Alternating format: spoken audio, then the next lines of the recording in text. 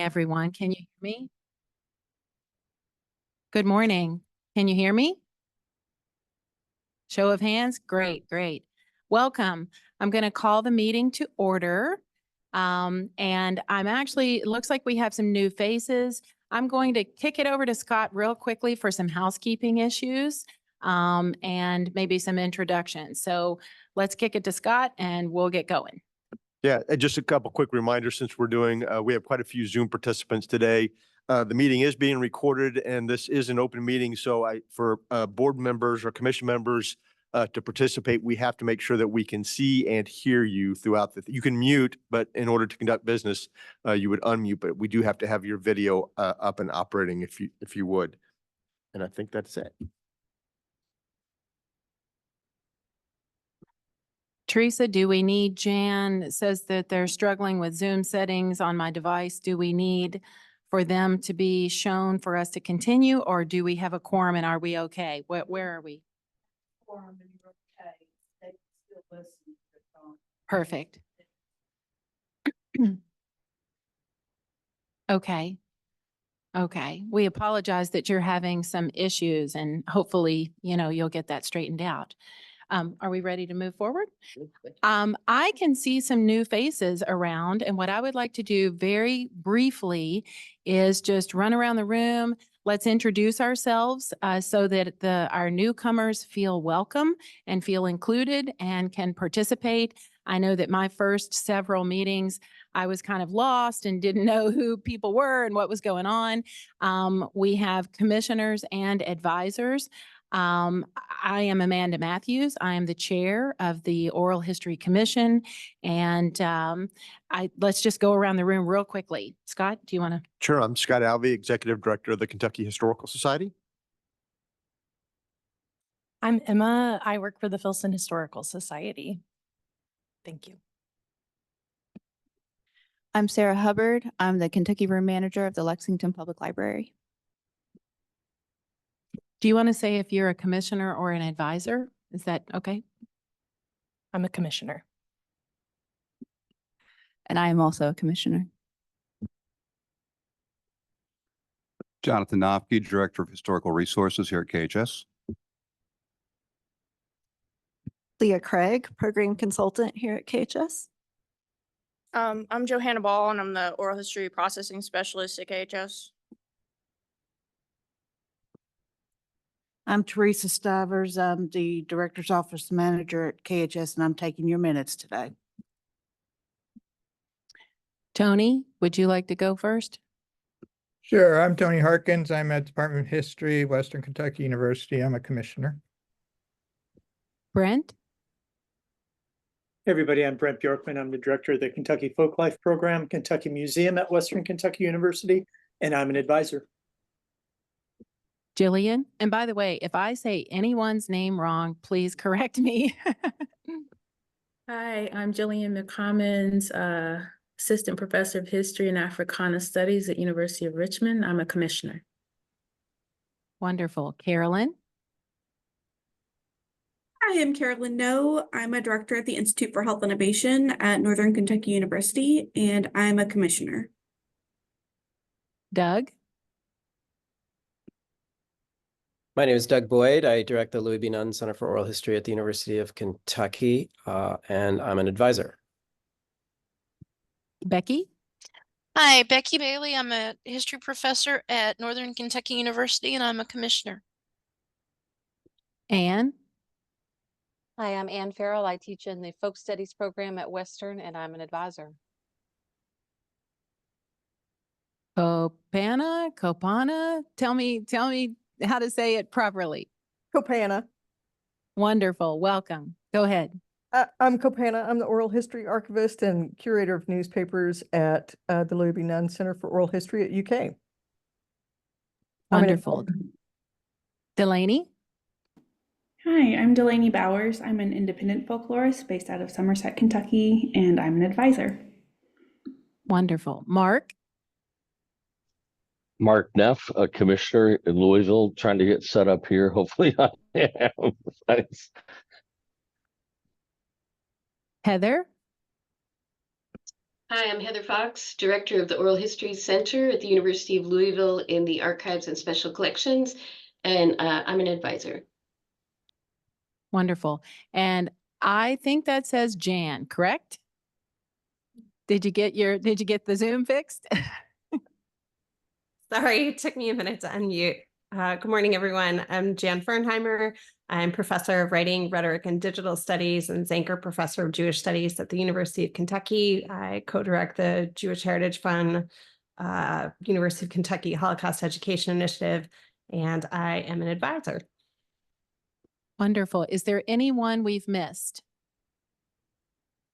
Welcome to everyone. We will just move on. Yes, go ahead. By the way, by way of the introduction here, there is a sheet listing advisors and commissioners in the packet that was sent out and here in person. I know that we have some old information on some of the contacts on a couple of these. If you see any corrections or additions to that, please just feel free to email me or Leah, and we'll get that updated. Thank you. Great. Okay, so let's move on to approval of the December meeting minutes. Does anyone have any questions or concerns or thoughts about the minutes from the December meeting?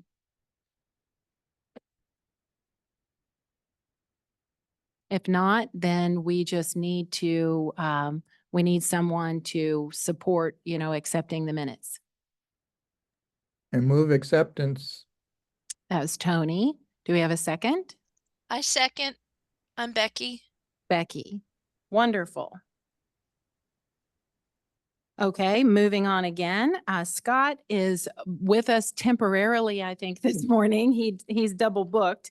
And so I'm going to kick it over to him to deliver the Kentucky Historical Society update before he has to leave for a little while.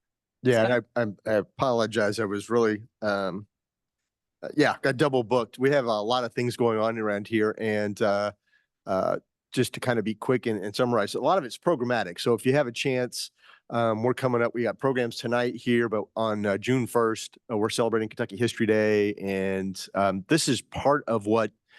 For those of you who've been with KHS or been involved with KHS for quite some time, there was always this Boone Day celebration that would happen in early June, June 7th. And then we started celebrating Kentucky Statehood Day on June 1st, but they always moved during the week. And so we settled on the first Saturday in June the last few years and have kicked it off with the Kentucky History Awards. I know that we have some History Award winners in the room or online with us. And where we're celebrating all things Kentucky history and the people that are out there in the Commonwealth they're doing the work. And then those kind of go into a series of activities throughout the day. Well, this year the team has really just amped it up by 1,000-fold. We're going to have activities going on across the campus. We have groups and stuff set up along Broadway and the Old State Capitol lawn. We have 18 military vehicles set up along Broadway, including a tank, and I think we have a howitzer and a cannon. You all know this stuff. The fun work conversations when you're discussing firing solutions for a cannon as part of your workday. So that's always a good thing to be having. So it's going to promise to be a very exciting day. We'd love to have anybody come join us and partake in the festivities. I think one of the big things for me administratively that's really occupying our time is our staffing. We are growing. I think just in the last week, we've filled 6 positions. We have 3 more in the works. We have a couple of internal promotions. And a big part of that was discussing how we're supporting both the commission and the Kentucky Historical Society oral history activities. So hats off to our team that's already doing that. But we actually appreciate Doug and Amanda coming over and helping to talk a little bit through how we can do both the support side and support KHS's oral history activities and giving us some ideas so we can start our job search for both our oral history coordinator activities for our stuff and then also helping the administration of the commission. So as you can see, we've pulled a pretty big team together to accomplish that. The other, I think, big news for us is we did fairly well in our appropriations for the state budget. Two big items that came out of that were a capital project to help us continue on the preservation and conservation of the old state capitol. The last major historic preservation project that happened there was in 1974 to 1976. There's been roofs and windows and things done since then, but that was the big renovation that got it to the space you see it. And if you're very familiar with lighting track and museum lighting track and everything, the light track that's in there is still back from 1970s. And it's part of what we need to have. The dimming system is just a historic piece all of its own if you go back and see it.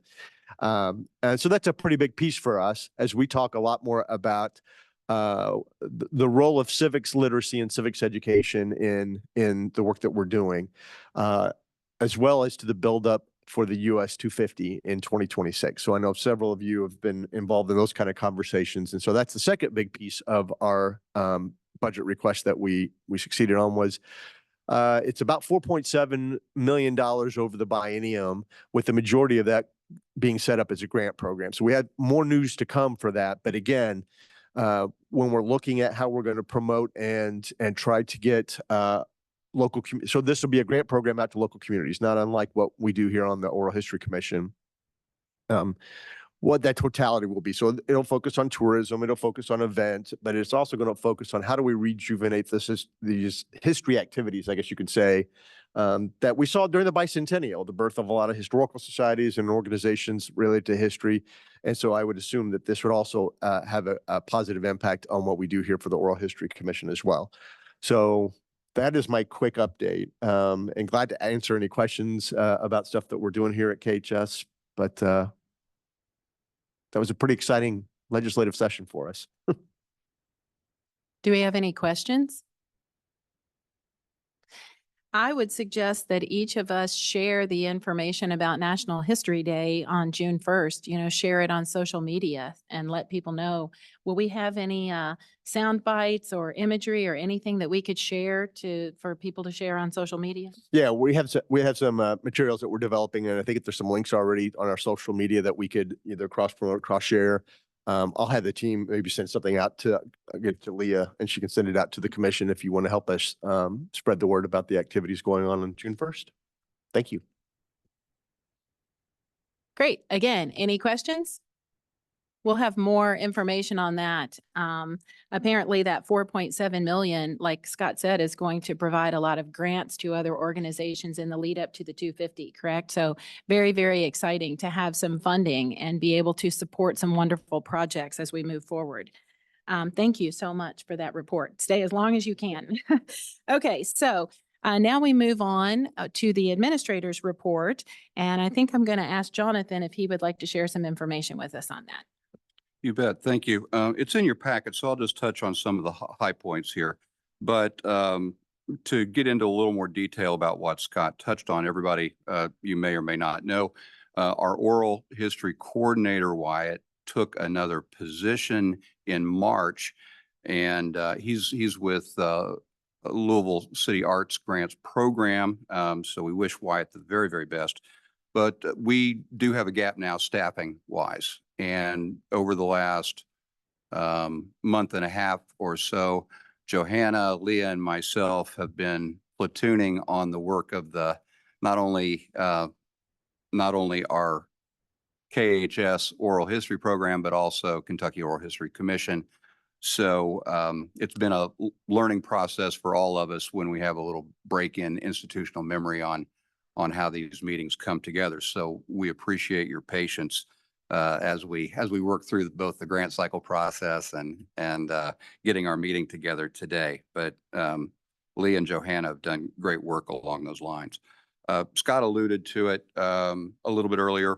We do need to think about how we want to form this position, or is there any change to the oral history coordinator position that we want to make in terms of the job description, and what responsibilities for KOHC administration lie with that person as opposed to with a standalone administrative position or an administrator that shares multiple commission or group, I should say external groups and programs that we conduct here at KHS, how those might be combined. So that is a work in progress that hopefully by our December meeting, we'll have resolved that particular question. There'll be a more detailed grant report after this. I do want to note that we did do mid-cycle check-ins. Johanna worked with some of that, as did Wyatt. So in advance of the grants coming in, there was contact with applicants. I would also note that there are a continuing stream of oral histories that were funded by KOHC that come before the collections committee to accept them into our permanent collection. Obviously, those oral histories that designated us as the primary repository. So that's an ongoing process that we meet every 2 weeks in our collections committee. And, you know, I'd say about every other time we have a new oral history to come in under that was conducted by KOHC to come in to our permanent collection when we review accessions. It's an interesting phenomenon. We are carpeting and painting the second floor at KHS here, and it's in our archival and oral history workspaces.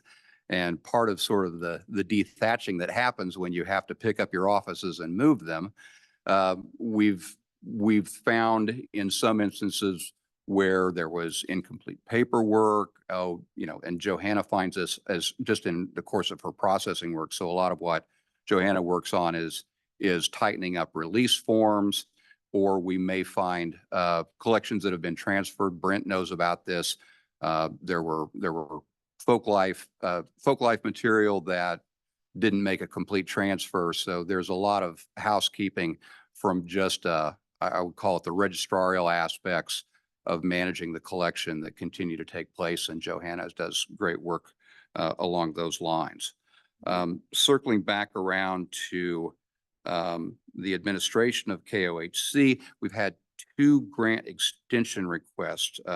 One was Down the River, the Story of Clay City, 2023, and the Warriors Path Oral History Project, also a 2023 grant. And we just approved that extension administratively. That is an easy thing for us to do. That's not the sort of thing that we would, it would take perhaps a more extraordinary circumstance for us to not create an extension. The folks already have the dollars. They want to complete the projects, and it's just going to take them a little bit longer. We did have an instance where there was a grant made from 2020. It was entitled Entwined with Joy and Sorrow, Work and Play, Callaway County's Historic African American Communities. And that group that had applied for that grant had so many commitments that came up, life changes for the people that were foundational to conducting the project, that in the end, they decided that they needed to just return the check to us. And we're in the process of working through that. That doesn't happen very often, but it happened in this particular instance. And, I think if there was an extension request, we certainly would have looked at that, but it was their self-admitted inability to kind of get the project rolling. So that's how that one is working out. Can I interrupt you and ask Yeah, a please. question? Can we use that money? Does that make those funds available for something else, or is that just money that is returned that? Well, I'd say it's an interesting question because it's 2020 dollars. It's really kind of, it's not evergreen like it would be rolling back in. It would come back into, we would receive that as income, but it would allow us a little headroom potentially. Scott could speak to the mechanics of it, but we don't generally think of them as fungible, but it does give us more flexibility. Yeah, I would just have to ask our finance team, as Jonathan mentioned, since they were 2020 funds, as they come back in, I would hope that we can put them back in a restricted fund that make them available for the next grant cycle. Right. Yeah. Thank you. Sorry to interrupt. If not mechanically, philosophically. How's that? If not from a pure accounting standard standpoint, right? Anyway, previously, and you'll see this in the written report, I didn't mention this, that the headlines for the administrators or coordinators report follows different tenets of the strategic plan that was developed. So when you see those headlines of awareness and stewardship, programming and promotion, that's what those mean in this particular case. Under awareness and stewardship, we were able to produce a blog post about women's rights oral history during, I believe that was International Women's Day, or was it Women's History Month, kind of sort of combined effort. We're working on beefing up our onboarding procedures for new commissioners and advisors. Under programming and promotion, we are seeing a lot of inquiries from non-professional historians applying, but in order to make that successful, we really need to be able to rely on the advisory committee and some of the institutions that are geographically close to the applicants to provide the training and support for that. And that's a bit of a broader question. This comes up quite often, that at the last minute, a local history society, maybe in a different part of the state, says, oh, can you send somebody out to talk about the importance of oral history and genealogy? And KHF staff may not be able to do that, in particular now when we don't have an oral history practitioner on staff at this particular moment. As we sort this out, I think we may be looking more specifically to the advisors group to say, you know, is this something that you can do? We have someone in a community that needs a little bit of advice on how to conduct this project. Can you advise them? Can you go talk to a group? So that's where the Oral History Commission and KHS can really sort of expand their reach in supporting the communities for technical support. So we just need to look at mechanically how we want to put something in place to handle those requests a little more nimbly. And again, that will become a little bit easier as we are able to fill both our oral history coordinator position for KHS and the administrator's role on a permanent basis, rather than sort of our platooning ad hoc basis that we're dealing with right now. All that being said, we continue to get requests for the oral history recording kits and so forth, and that is going out to the public. So that is working. One of the big consumers of time for us right now in the administration of the Oral History Commission is the Pass the Word project.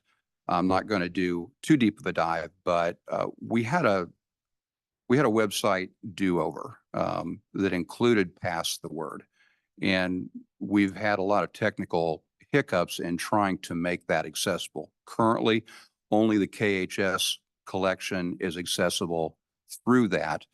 Johanna has been working with the web developer on some of the back end problems, but given the nature of how bumpy that's been, I think at some point we need to have a discussion about, you know, really how do we want to deploy Pass the Word? How do you want to deploy Pass the Word? I think that my observation is that there is something of a tension between how well a Pass the Word add-on to the KHS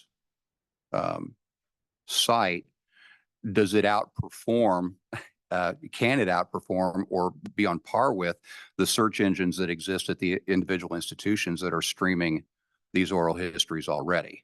And I would say no. It's a slower path to that.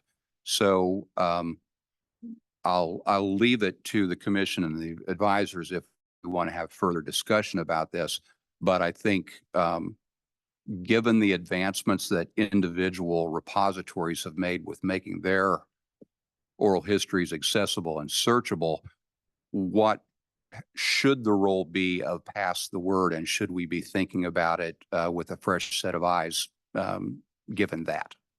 So I'll happy to take any questions.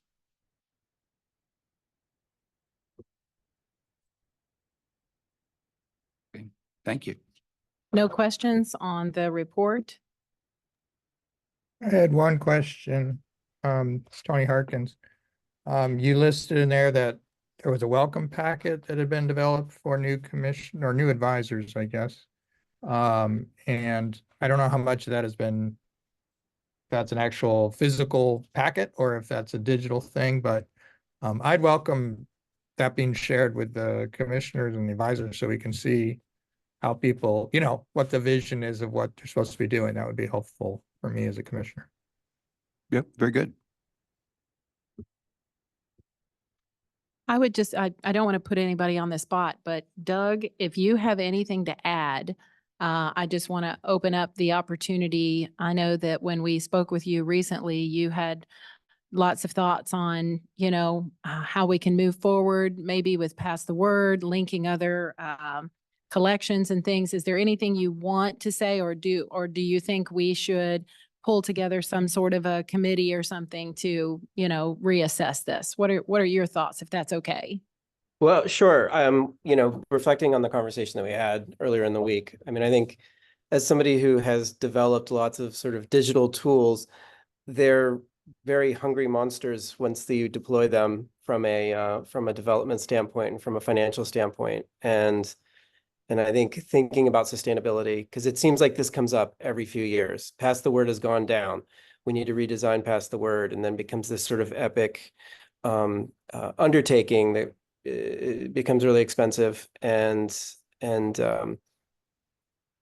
I just think we ought to think about, you know, access to oral histories today is much different than it was several years ago. And I think the internet has matured in a very different way. And so I think, you know, collections are so much more accessible in free ways. So I think it's just something to consider. I think a committee to kind of talk about this would probably be a good thing to do.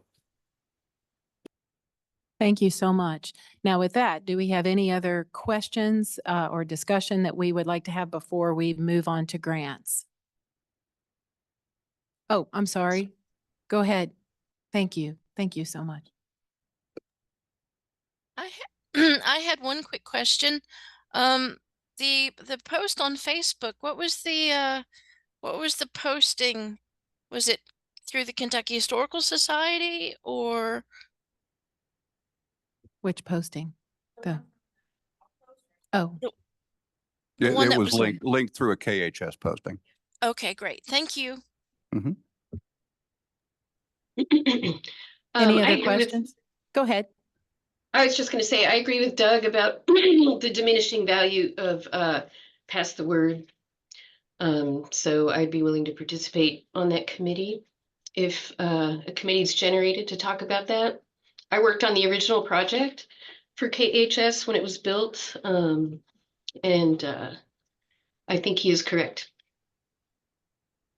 Wonderful. Thank you. I think that Doug and Heather in particular probably have more hands-on, you know, experience with how things are moving. And so they're vital resources to all of us, you know, to better equip us to streamline what we're doing.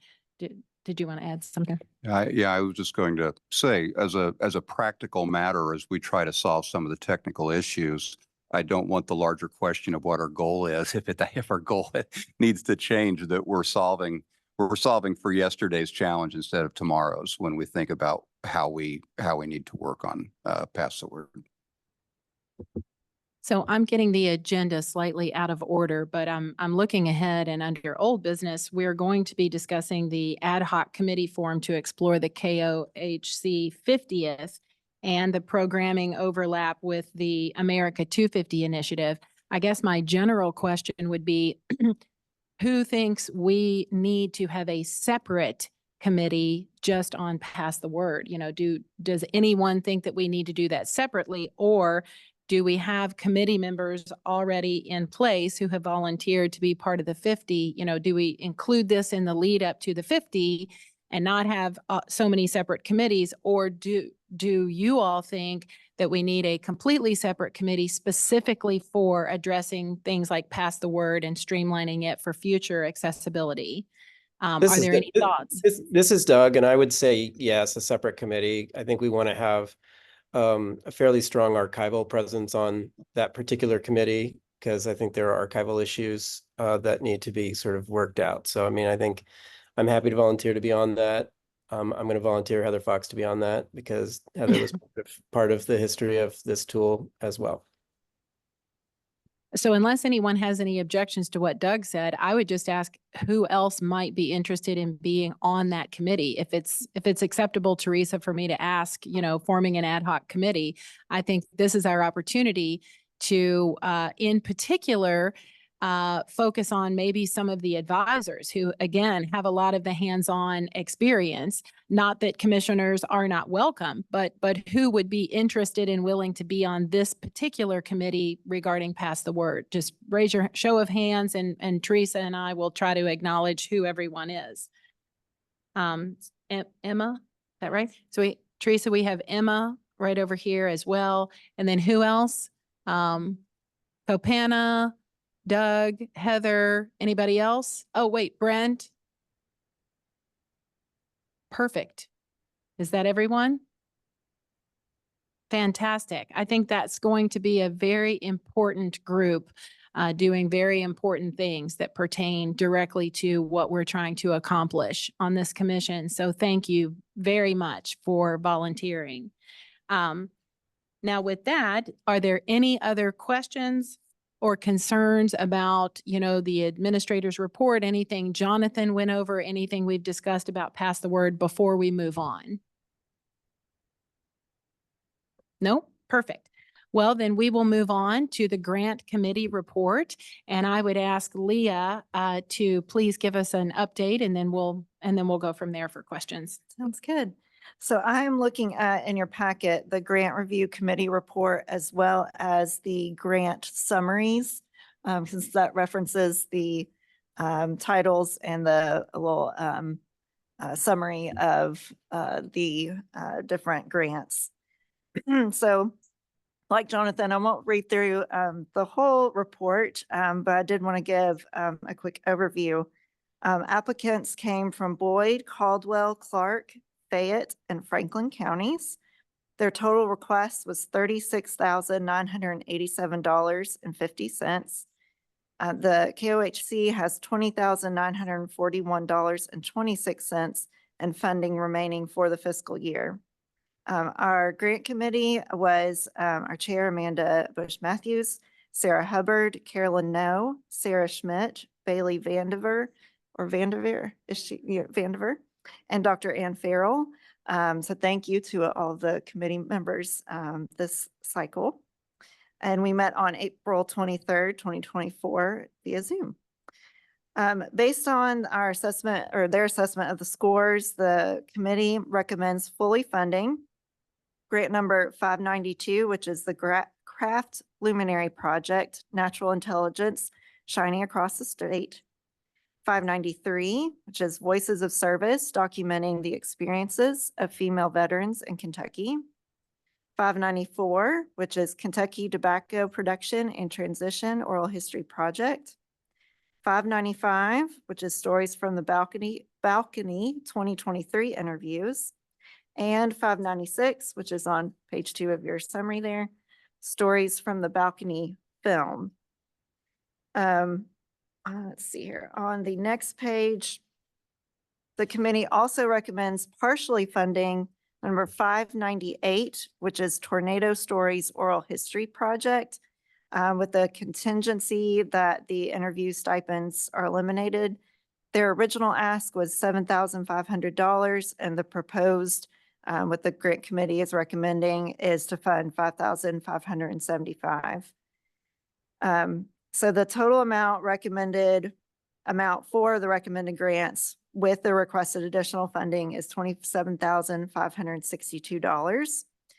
The Kentucky Historical Society evaluated the request for additional funding and has agreed to cover the $6,620.74 that whatever the remainder of grant funds for the fiscal year.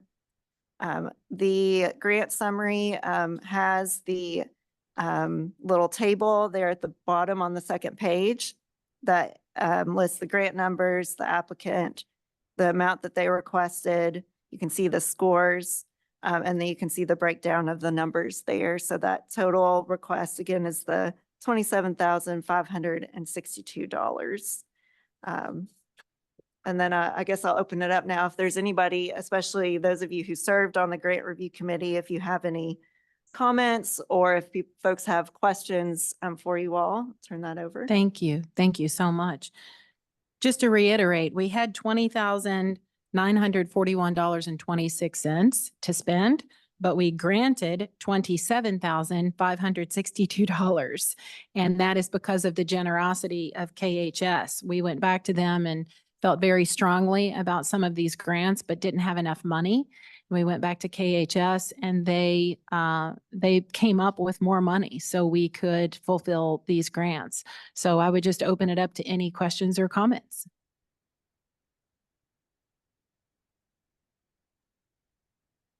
Tony Harkins, I'm just wondering about that balcony, from the balcony. What's the distinction between the two? And you said something about a film. Is the presentation being developed into some sort of documentary film? I just didn't know anything about that. Do we have who was the reader, or do you want to address that? Yeah, I don't remember who was the primary reader for that. That may have been Sarah Schmidt, who's unable to join us today. So the 595, which is Stories from the Balcony Interviews, is a transcription indexing grant for the project that, let's see here, was interviews in 2023. And that's 15 interviews. So that's actually transcribing those. And then the next page, 596, is actually a presentation grant by Johanna Hay, let's see here, Productions. They're producing basically a film for that. So it is related.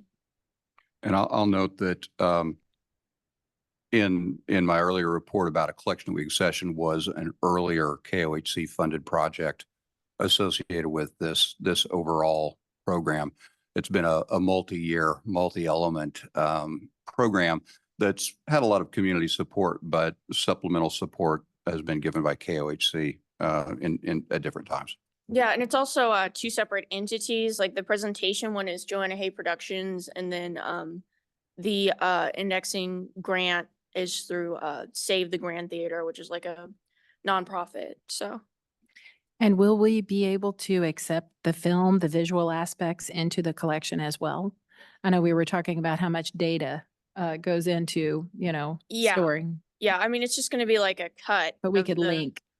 I think it's going to be like, Katima is going to do like a voiceover and stuff. And I think kind of like a retrospective. So I think it would just be like the cut of that documentary, however long it is, like plus the collection from 2023, which we already have. We've already put that And on we could video. link to where the documentary is stored, possibly like Vimeo or something. Is that? Oh, that's not ready yet. Oh, okay. But the 20 eventually. Yes. Okay, ma'am. great. Yes. I'm just talking about access. Like Yeah. if we're funding a film, will people doing research have access to that film? If we're funding it, it would be great if it could be used for future research, correct? Yes. Yes, we've got a Vimeo account, and I was holding off on releasing the new 2023 interviews because, it was up for an indexing grant, so I didn't want to step on anybody's toes on that. So Thank you. There is an instance here where it could be a question in the future, especially when you have these presentation grants and you have larger productions.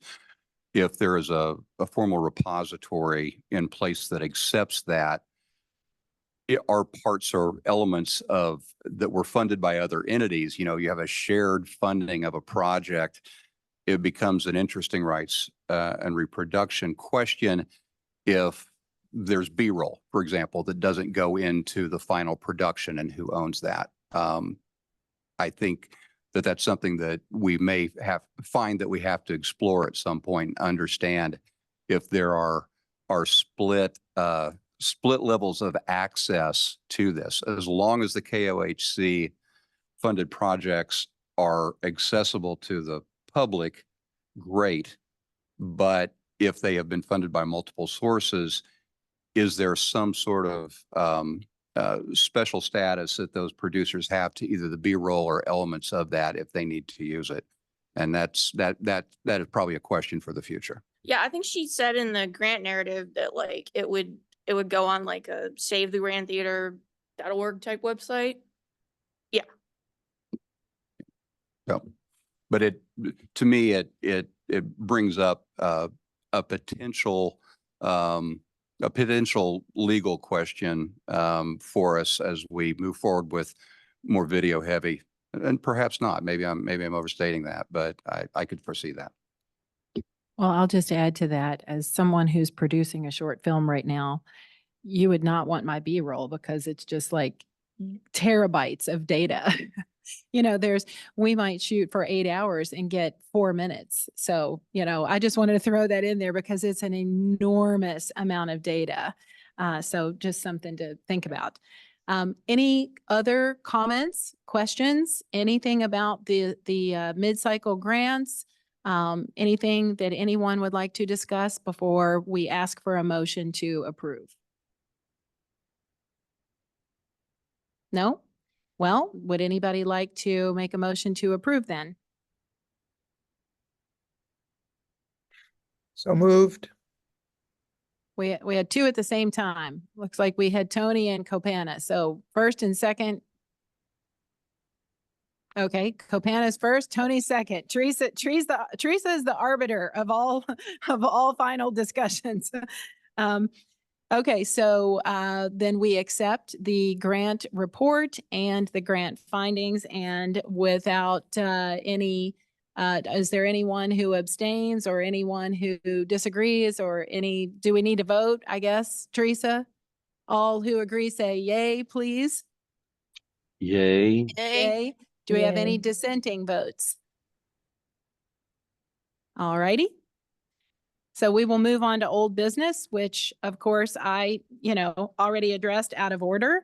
I want to follow up on the ad hoc committee formed to explore KOHC 50. If anyone who here has volunteered to be on that committee. I know that I am on that committee. Do we have people who have already volunteered? And who else would like to volunteer to work with us? Go ahead. I was just gonna say, you can refer to your 2023 December minutes and it has the list of people that had committed. Sorry. Do you happen to have that in front of you? If so, let's read it off and see if we're still, if we still have those folks.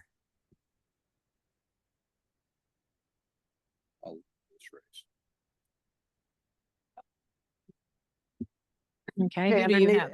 In the minutes, page 5, new business, A, KOHC 50th anniversary work group. Let's see here, that will be Amanda, Shanna, Goggins, Bob Gates, and Becky Bailey. So those are the. Would anyone else like to serve? Oh, is that what you were going to ask?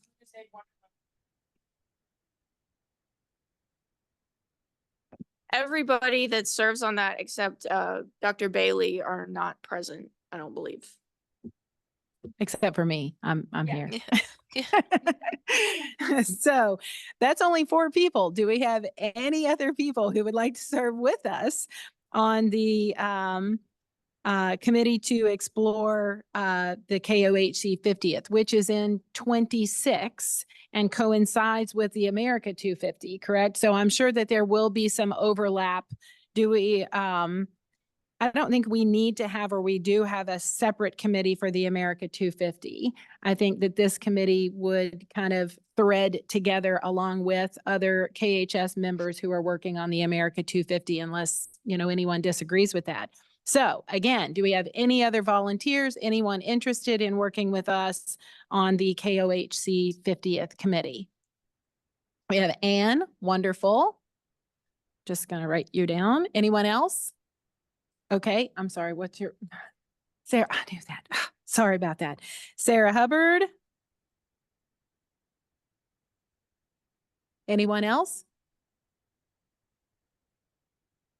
Leah says Mark raised his hand. Mark? Did you raise your Yes, hand? I raised my hand as I would be interested. Thank you, Amanda. Wonderful. Good eye. Thank you, Mark. Well, so far that feels like a little bit more formed committee. What do we have? 7 now?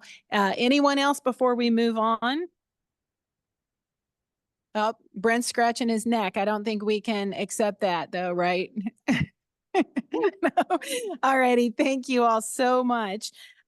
So we will add Ann, Sarah, and Mark to that, and then move on to new business. So I actually don't have notes here on who, the new business advisory group support of the technical grants, advice and needs. That was actually kind of a subset of our grant discussion, wasn't it? Would you like to address Well, that? and I brought that up during the admin report. Again, given that we are platooning, and also just as a matter of course, when we have technical questions, to what extent can we answer? If we can't answer those ourselves, we'd like to be able to reach out to the advisory committee to help us with those technical questions that come in that need a little bit extra. So that, I guess I want to put you on notice that we may be reaching out to ask for help along those lines. Well, and I would add to that, as far as the advisors go, and I know we have some people who aren't here today, are there any advisors here who do not want to be included, say, on an email from someone at KHS on a technical question? You know, if we send it out to you on a technical question or an advice or a request maybe to contact someone directly, and correct me if I'm wrong, I think we should take this opportunity to ask if there are any advisors who don't want to be included on that list. And if so, then we can assume that advisors as a group, we might reach out to for assistance with this. Does that sound reasonable? So if there are any advisors here who don't have the bandwidth or are not willing to work in this capacity, you don't have to raise your hand now. I think you could let us know later privately if you want. But if we don't have anyone in that group, then I think that we would be kind of employing the advisors to share their technical knowledge with others. Reasonable? So I'm going to move on if we don't have any questions. So we have this notation is review of grant scope and category. And I think there's a typo, given technical advances in AI transcription. So we actually started an interesting conversation about this the other day, and Doug Boyd, and I'm guessing Heather Fox might also have some thoughts on this, but there are some incredible advances right now in AI transcription. And I think that we are starting to rethink what we are asking of our grantees as far as what they are giving us back. You know, are we going to ask them to use AI to give a preliminary transcript? Actually, I would really appreciate it, Doug, if you would be happy to, if you are willing to kind of, you know, speak to this for a few moments. Sure. I think, the AI revolution that has occurred this year has really transformed speech recognition. And we, the Nunn Center, are primarily starting our transcripts off using speech recognition. We still use humans for certain select projects that require some different things, but for the most part, we are able to generate, and I think most grantees are going to have the ability, I think, to potentially generate a transcript on their own before it even comes to the commission at the project level, before it gets archived. So now granted, we can subscribe to some of the better, as archives, we can subscribe to some of the better platforms that, give us certain features and whatnot. But I think a lot is changing now, and we should probably explore that. I think also this idea of time code, when I first created OHMS, 12 years ago or something, there was no standards with regard to time code synchronization. And now there are all kinds of standards and good ones, and OHMS is starting to move in that direction as we speak. a lot of these platforms are exporting the transcripts in accordance with these standards like WebVTT or SRT, which gives you basically caption files, but that means word level synchronization. So I think that I think the landscape is really changing, and I think for a lot of people, it's not going to be about transcribing. It's going to be about cleaning up a transcript that was generated by a machine, and that might be something that we want to have reflected in the grant program and in the grant guidelines. I agree with you, Doug. We've been using rev.com here at the Oral History Center, and it is incredibly accurate. And I agree with you about the first pass, it'll generate a decent transcript, but you still need to go back and correct the transcript despite the level of accuracy. So I think you're absolutely right about that. Plus, there's Whisper, which you can use on your local machines, right? Which we have also started looking at. But the diarization is still not there, I guess. And the diarization is the thing that separates the speakers. So that's just on the local version. And the server version, a lot of people are implementing Whisper with speaker separation. We're going to be doing that this summer. That means you got to do it on a server, but we're going to have pretty great capabilities, I think, in a few months to do it ourselves without the app. So I think, and what Heather's saying is we've actually, the cleanup, we've actually measured it to be about 6.5 to 7 hours of cleanup. So it's not like 2 hours of cleanup. It's a lot of formatting and a lot of, punctuation and things. And yes, it's not perfect. So there's a lot of really horrific mistakes. And what we really don't want is to encourage people to just generate a transcript and think that is it. Because if you're going to claim that this is a transcript, it has to be in accordance with best practices, which means somebody has to go through this thing in real time, listen to every word, and make that correction. I just want to amplify what both Heather and Doug have said. Doug and I have worked on a couple of instances on some projects trying to play around and see if we could use different configurations of student workflow within a classroom setting to clean up some of the auto-generated transcripts. And I think we can very definitively say that is not a working model that is helpful for anyone. And so to take the time to professionally do it in a way that will be acceptable to others really does take significant amount of time and professional attention. So I just wanted to add that little bit, that this is a very worthwhile area to think about funding in terms of revising the grants. And one of the other challenges about who's going to be paid to do this, because it's like we required transcribers, but a lot of the transcription agencies that we work with don't really have price structures for cleaning up. So, if we get a grant for a fraction of the price, are there people out there who could be paid to do it? So that's something that I think we faced that similar thing with indexing grants, I think, with regard to, there weren't like a field of indexers out there when we implemented the indexing grant. And that might be something just to consider too, is who will be doing that cleanup.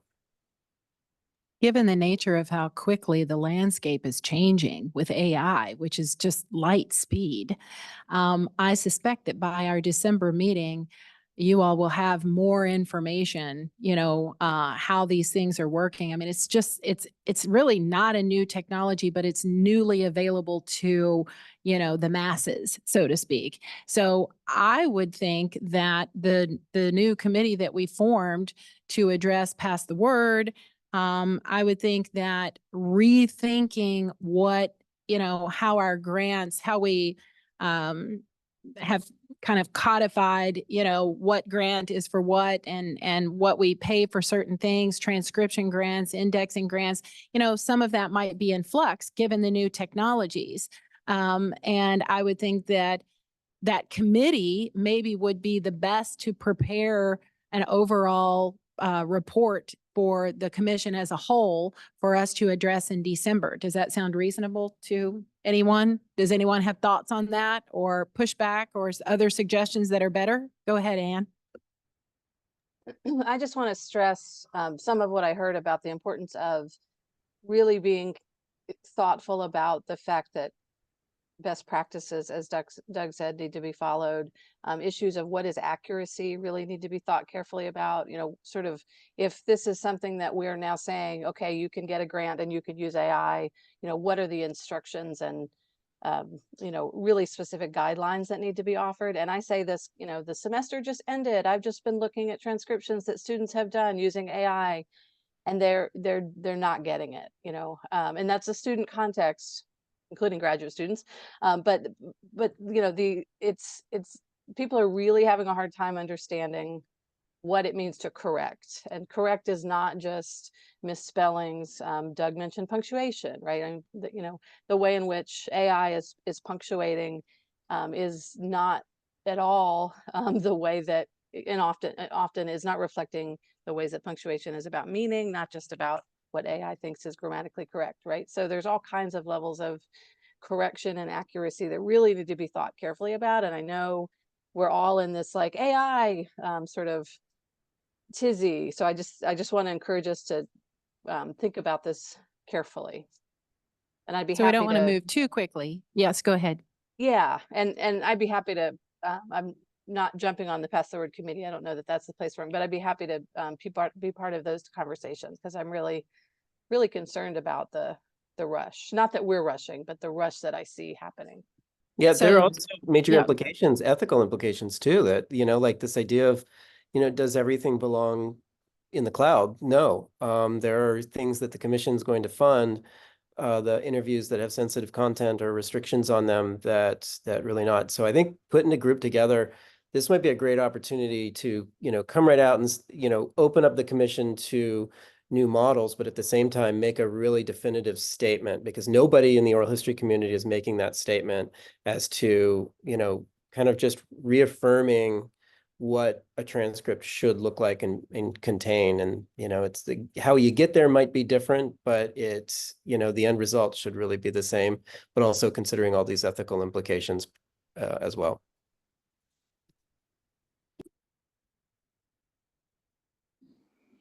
Right. Oh, I just- Other thoughts? Go I ahead. just Delaney. quickly wanted to say, I'm someone who's currently working on a lot of these transcription projects for the Kentucky Music Legacy Project that's being done at Western right now. And so it's really encouraging, Doug, to hear you say that the cleanup process takes about 6 to 7 hours. I was really worried that I was like somehow super far behind or just wasn't understanding what that process looks like. But I'm someone who's really mindful of punctuation and meaning and context when it comes to doing my transcription work. So thank you at least for putting a time frame out there. That's really helpful for me. I just wanted to add, like, from an administrative standpoint, that one of the challenges might be that we're really limited in what kind of software like we're allowed to put on our computers and stuff. So right now we're just using Otter AI, which is not like the best one there is out there. And I would be kind of concerned that we wouldn't be able to help technically if, we're not allowed to have certain programs on our computer for the grantees. Yeah. Just, I'll amplify that. Kentucky Historical Society, as part of the state, is all of our software and hardware is administered by a supergroup, COT, and it takes a bit of an act of the legislature to get new software implemented on our computers.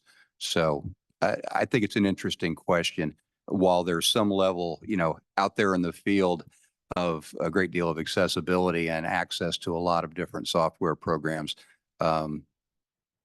for us, it's actually kind of hard. So we may not be as nimble as, say, Doug Boyd or Heather Fox, I think is what Jonathan's saying. So I think if anyone has any further comments or questions or discussion around this, we welcome that. If not, I would open the floor. Go ahead. I was just going to add that the commission or the Historical Society wouldn't necessarily have to generate the transcripts in these cases. The grant could be, I have this speech recognized transcript that I have created. I now want a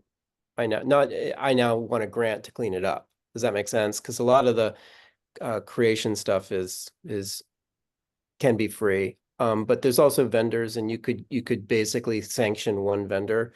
Like Heather said that you use Rev. That vendor could be sort of like the preferred vendor for creating the transcripts, because you know what the price is going to be exactly. And then the grant would be, and essentially the price is like what, $15 an hour typically for some of those vendors.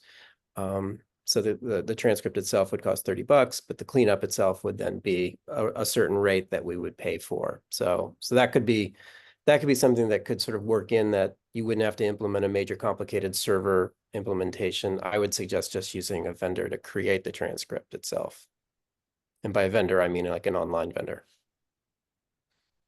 I mean, counterpoint, we could also have a list of human transcriptionists who are really good and just pay them to do them from start to finish. I if would it just takes say- that long to clean them up, I'm just throwing it out there. There's somebody I work with sometimes, and she's great, and I don't have to clean anything up, so. That's a great point. I think one of the interesting questions here is, our main program here is to turn money back around into the field to produce oral histories that are going to repositories. And kind of the baseline question is, are there enough changes in here that we need to rethink those categories or the pricing for that, when things could be conducted differently, or there are another paths to that? And I would say that this question probably should exist, annually, really. Is our grant program, does it reflect what we want to be funding and how we want to be funding, and at what hourly rates and so forth? Just want to make sure that we're keeping current on that. And remember, it was only last year that one of us said, hey, why do we require, people to submit via paper? Why can't they digitally submit grant applications? So I think that speaks to, the sign of the times. We have to, in our best efforts, keep up with technology, and it's changing so quickly. So again, I think that the advisors who, or all of the folks who have offered to be on this committee, about these specific items, we would love for you to educate the rest of us on what you're seeing and what you're experiencing. And I think that's what we're getting right now from Heather and Jan and Doug, obviously. So those of us who don't deal with this every single day obviously can learn. And Johanna, I think here it processes tons and tons and tons of information as well. So these are the people on the ground, and many others of you, I'm sure. So I think we would look to you to kind of educate the rest of us on where you think technology is going, how you think we can use it beneficially, and how we can work together. I know you all represent different repositories and whatnot, but how we can work together so that ultimately Pass the Word becomes something that is accessible to a lot of people with a lot of information from several different, repositories. Does that sound reasonable? So, let's look to our experts, and we definitely have experts here on this commission. So thank you. Any other thoughts? Go ahead, Ann. I just wanted to say, I think in terms of the grant categories, I think what even our brief discussion is pointing out that, currently there's a rate for auditing of transcriptions, and this is clearly something far beyond auditing. And so thinking about is that a new category, or how do we think about what that looks like? And then secondarily, I would say, actually, maybe primarily as a bigger picture thing, that I think just a reminder that in Kentucky, we should be so proud that we have an oral history commission. And I think Doug's point about how this is not being really sort of talked about enough in the broader oral history community, this could be a way for us to think about really, thinking this through in a way that, continues to make the commission, something Kentucky can be proud of, and that we can do something in the broader oral history community. So I think it's a really important moment for us to think about. I think not only is the Kentucky Oral History Commission unique nationally, but I think we have some of the best repositories and we have people here on this commission who are internationally at the top of the game on collecting oral histories and types of oral histories and expanding what it means to, what an oral history means. And so we have something very unique, not just nationally, but internationally, which is why we have so many international students who come here to research information. So yes, we do need to share this information with others. And I think that that's part of, what we need to think about leading up to the 50th. Who are we? What are we? Is our mission the same? And how are we accomplishing that mission? And how are we leading? I don't want to be too dramatic here, but how are we leading the world in accomplishing this mission from the position of just being a state organization, but partnering with these incredible leaders in this industry who can move us forward. So I agree wholeheartedly. Thank you. Tony? Yes, I was just going to say, I think the key is the best practices idea.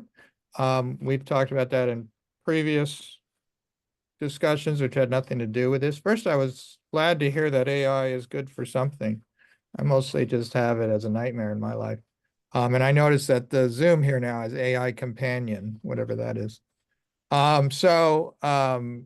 If it's going to reduce the amount of time and effort, that's great, and if we can spend less money and get more out of it, that's good too. But I mean, the key is that the grantees know what the expectations are, and that not only do we have best practices, but I think we have to have minimum requirements of some kind. It's been an issue with other things too, I think there needs to be, and I am not at all in a position to know anything about it, but to clarify, if you're using AI, what are the expectations of how you're using it? What are the expectations of what human contact has been done with it after the fact, and all of that, I think, will just make everyone's life easier and make the final products more useful, and then share them more widely. Thank you. And I think Jan just put a comment in the chat about clarifying best practices, minimum requirements.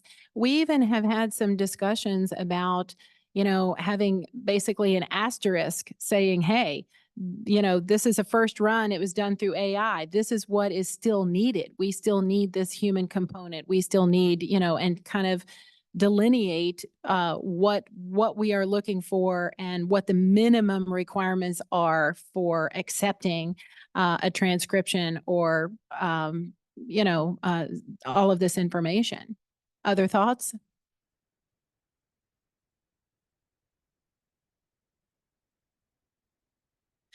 If we don't have other thoughts on this specifically, I think we're running ahead of time today. I would open it up to anyone who has any thoughts, questions, concerns about anything we've covered today. And I'll just hold right there for a moment to see if anyone has anything that they would like clarification on, any other questions, comments, concerns. Anyone rethinking, committees, any other volunteers? Amanda, this is Mark. I just want to underscore and agree with you on your last point. I think that's very important that there be some sort of notation when AI has been heavily evolved, that it's in the process. I really appreciate that point. Thank you. Thank you. And I think, speaking of notations, we also had a discussion about, as we are digitizing and offering this to people. Doug had mentioned that, there's a line where KOHC can get a little shout out for funding. And we haven't spent a lot of time really talking about marketing ourselves. How will we market? But that's important. If we're granting money, an acknowledgement is a great idea. And working directly with KHS, I think, is a great idea. And so we're looking for opportunities to get the word out, pass the word, get the information out to others about what we do and how effective that can be. Any other thoughts?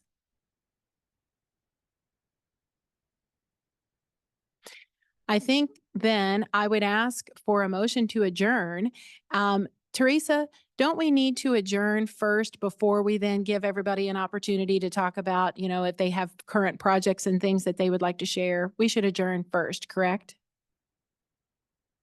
It's not? Okay. Well, would anybody like to share any current projects or thoughts or anything that the whole group might be interested in? I'll open up the floor to anyone.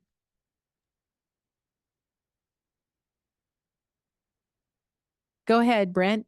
Oh, Jan, did you raise your hand too? If so, you can go next. Sure. Sorry, Jan. So I'm working with Delaney Bowers and Camilo Costa, Folklife Specialist at the Kentucky Folklife Program. And we're going forward with our second iteration of a pilot project to look at our Community Scholars Training Program, working with the Kentucky Arts Council. And for many years, it's been going on for 25 years. We've got some granting from the Arts Council last year to do our first phase in Mount Vernon, and using all that information to do our second phase. We're in our, because of technology, we've been talking some about technology today.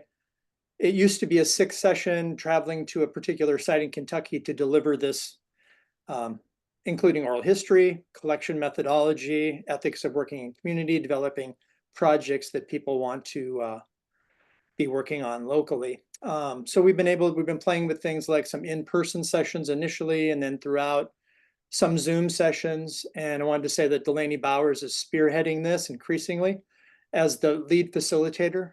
We have a handful of very exuberant and engaging folks working on this. And I'm going to stop there. I don't know if Delaney we didn't plan anything, Delaney, but if you had anything, we're going to be having our third session tomorrow in Hazard. So if you have anything more, Delaney, it's exciting. Yeah, I'll just reiterate that our last session also included Copanetary. So it's nice to see that there's a thriving network of folks who have really wonderful insider knowledge to add to these community scholar program sessions, and really looking forward to seeing what projects they develop and how KOHC, KHS, and the KAC can all work together to really support the work that these folks are doing. One last thing on that is the second pilot phase. So there's going to be some tutorials. We're also thinking about how can we do a train the trainer and think about sustainability regionally, because we do have over 270 community scholar graduates from this program in the last 25 years. And there's some robust folks, super intelligent folks out there that developing some type of train the trainer where somebody can be in that community, gathering the folks that have interest to be doing this kind of work and giving them some real thoughtful, robust trainings. So that's part of pilot number 2.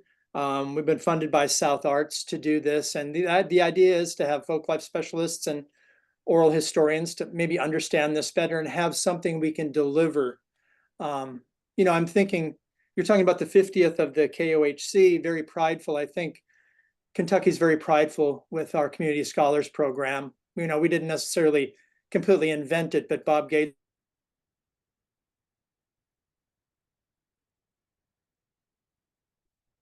Brent, if you can hear us, you have frozen. We can't hear you. Okay, we're going to give Brent a moment to see if he comes back online.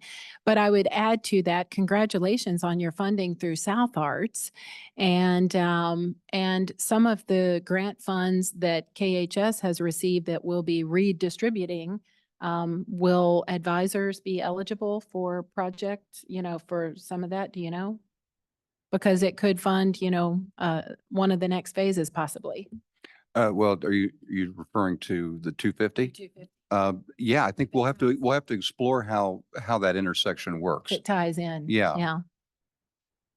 Okay, so I don't think we have Brent back at this point. So I would say Jan, unless Delaney, do you have anything to finish? Okay, Jan, did you have something you'd like to share? There are a few things that I wanted to share. First of all, thank you for inviting me. It is nice to be part of this group and to hear so many like-minded folks talking about interesting oral history things. is that Brent coming back? I don't want to start if he's able. I can't see what's happening there on the Zoom. Do you want us to check with Brent real quickly? Is that what you're saying? Yeah. Yeah. Oh, Brent, here. okay, before Jan truly gets into the meat of Thanks, Jan. what, That okay. was it. It's just an exciting. I don't know how much you heard, but it's something we hope to be able to deliver to all of you and have your support, because it does integrate with what we're doing. Thank you. Wonderful. And I don't know if you heard this, we congratulated you all on your South Arts funding. So just as an aside, Jan, would you like to start again? Sure. So listening to Brent talk kind of reminds me of the trainer model that we use in this Holocaust Education Initiative, in a different hat. I co-direct that initiative. We've been working with teachers across the state to get them professionalized and prepared and meet the state legislated requirements to teach Holocaust education at the middle and high school level. But through that work and working with the Jewish communities throughout the state, we've learned that there are additional survivors. So Arwen Donahue and Rebecca Gale Howard did that wonderful book, This Is Home Now, about Holocaust survivors who then settled in Kentucky, which is a text that we use with our teachers. But through the community commemoration events that have just been taking place in conjunction with Holocaust Remembrance Day, we learned that there are second and third generation stories that are being passed down. And so we're working with our committee to continue to record those stories and to implement them in the Holocaust education process that we're doing with those teachers. So kind of very similarly minded work. But the exciting project that Doug and the rest of our team have been working on at the University of Kentucky is the Women in Bourbon Oral History Project. I sometimes say my Holocaust work requires the bourbon work because, it's difficult to do one without the other. But we were really proud and pleased to be awarded the Sarah Bennett Holmes Team Award from the University of Kentucky, recognizing contributions in support of women's history. We've got roughly 50 or so interviews in there, and that collection continues to grow as we document the experiences of female industry insiders in our, of course, iconic and signature industry here in Kentucky. And I guess the third project I just kind of wanted to share and brag on a student who is doing really important work right now, as I'm sure you all have been following the news about the horrific violence in the world and the way that it's being protested across campuses. She is documenting the experiences of Jewish students at the University of Kentucky and how they are experiencing university life in the wake of October 7th. So an undergraduate who's moved through the IRB process, but she's already been accepted to present that work in some other places. So just really interesting and very smart work by students at UK. So thanks. Congratulations on all of those projects. And I just want to give my personal kudos on us continuing to educate middle school and high school students on Holocaust issues. I know that some of this type of curricula is being pulled in other states and in other areas. And so the importance of us teaching history, I think, cannot be overstated.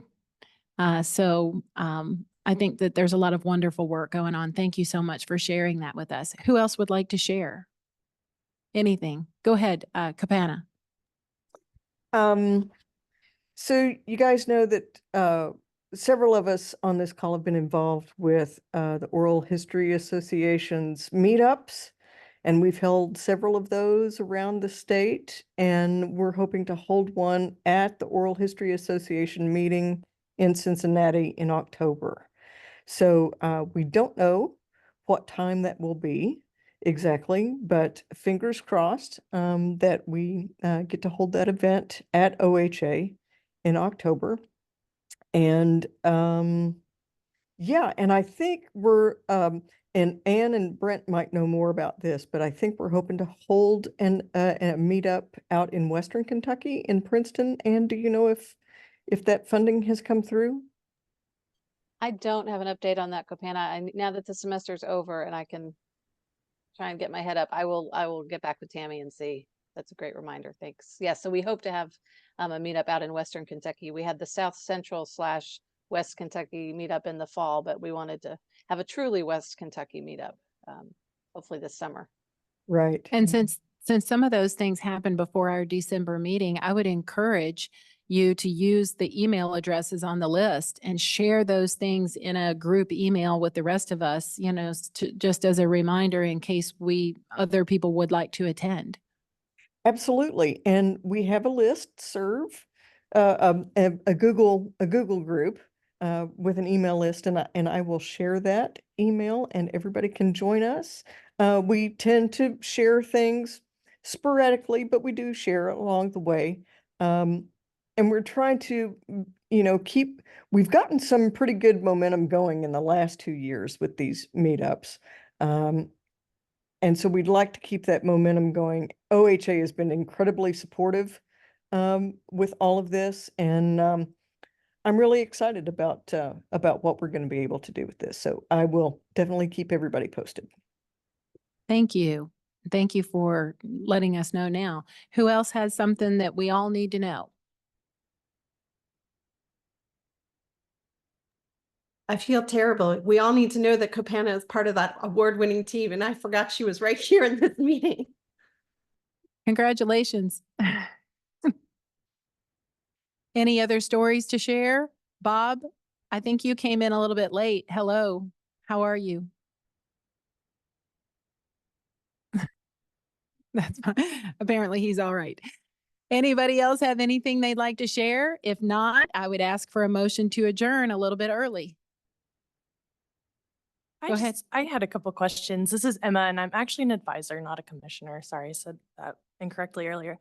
I'm new, obviously, and I volunteered to be on a committee. And I guess I'm just wondering kind of what do we do throughout the year? What is sort of the expectations for advisors beyond, you know, serving on, you know, emails for the tech questions and that sort of thing? I know we'll adjourn at the end of the year, but yeah, what can I be doing? That's a great question. And actually that leads to a second question. Do we need to appoint a new grant committee for the next round before December or not? So I'll kick this to you guys. Are we good? Would you like to take this first, Jonathan? I would say for me, because I'm relatively new to the program here, I think we're understanding that. That's part of what has come up is how between the meetings and beyond the grant, you know, adjudication, how do the group of advisors help? And I think that's kind of what I was alluding to is, okay, there's someone in the community that needs some help. They called us for advice, but they're in Louisville.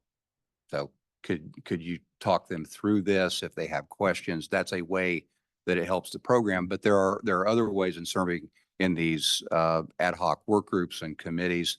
But beyond the meeting and the grants and these other pop-up activities or needs, it would really be the advisors and commissioners to sort of develop a program beyond that.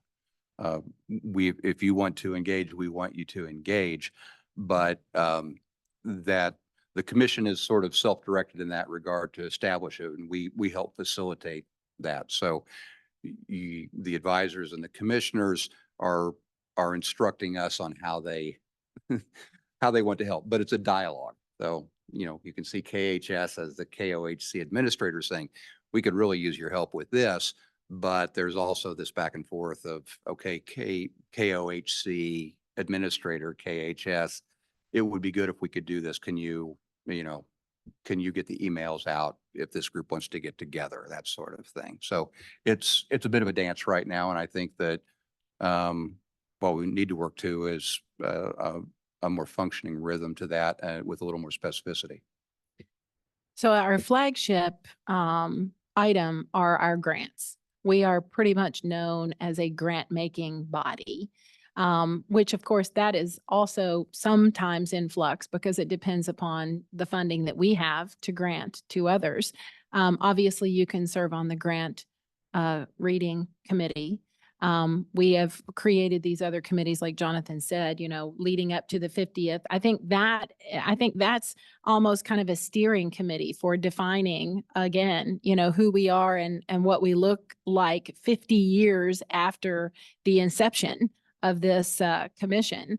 And then we have these other committees that are more technical in nature because we need to keep up with the times, you know. So those committees will meet in between our two main meetings and will then bring to us reports of their thoughts and their recommendations and how we can be as nimble as possible, right? And move forward. So where you fit in, of course, depends upon your areas of expertise. I'm going to be honest with you. This is my 5th year on this commission. And I think for the first 2 years, I just felt lost. I was trying to determine like who I was, why I was here, what is the role of a commissioner versus an advisor. Commissioners are appointed usually by the governor, and advisors are nominated, and so you could be on the nominating committee as well. But advisors tend to, in my opinion, have more of the technical knowledge, you know, being involved with libraries and repositories and things. Now, that's not to say that some commissioners don't have a lot of technical knowledge, but as a general overview, these were the questions I had when I first came onto this commission that I really wished somebody had kind of fleshed out for me to describe where I fit into this bigger picture. So I'm hoping between Jonathan and myself, we're not making it more muddy, where I'm hoping that we're actually benefiting you in some ways. But all of those committees and, you know, meet in between the two main meetings. And then in these meetings, we try to approve anything that's a change and you know, change course if we need to based on the recommendations of those committees. Is that helpful to you at all? Do you have other questions that anybody else could answer more successfully than me? I was just gonna add that like one thing I've noticed is like, yeah, we're all here. There's a lot of synergy that comes from these meetings. So I think one thing that I'm gonna do is like send out a preliminary list of like who's on everything and maybe how many times we want to meet, so that way everybody can remember this is a thing that's going on. Because the last time with the ad hoc committees, I think it just kind of got dropped to the wayside because of all the staff changes. So. And we've had a few fits and starts. I know that, you know, in the time that I've been here, I think there have been 5 administrators. And with every administrator, you know, things change a little bit because it's also based upon what they've been asked to do and what their areas of expertise are. I know that we had started working on a newsletter, and we've kind of decided that having our own separate newsletter is an awful lot of work, especially since we're also like a subcategory of the Kentucky Historical Society. So I made a suggestion recently that maybe we could just have a little square on the bigger newsletter, and, you know, just to let people know we're here and what we're doing, get the word out about grants and things like that. So a lot of this is still in flux. And I think that that's part of the dynamics of having a commission like this that has to keep up with the times. So there are lots of things like that you'll hear somebody say and you'll think, wait a minute, we didn't go over that in the meeting. And that's because, you know, we're just having lots of discussions about how to move forward. Thoughts from the Zoom people?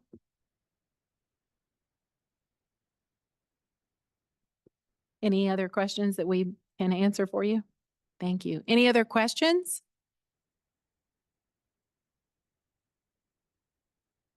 If we don't have other questions or comments or concerns or projects that anyone wants to share, I am open to a motion to adjourn.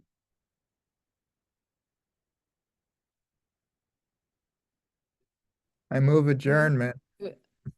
Tony, what would we do without you today? You're I really wanna- Do we have a second?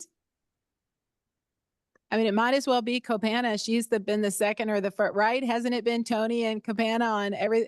Do we have? Oh, well, you see, Dr. Becky Bailey. Are you seconding or are you agreeing? I'll second.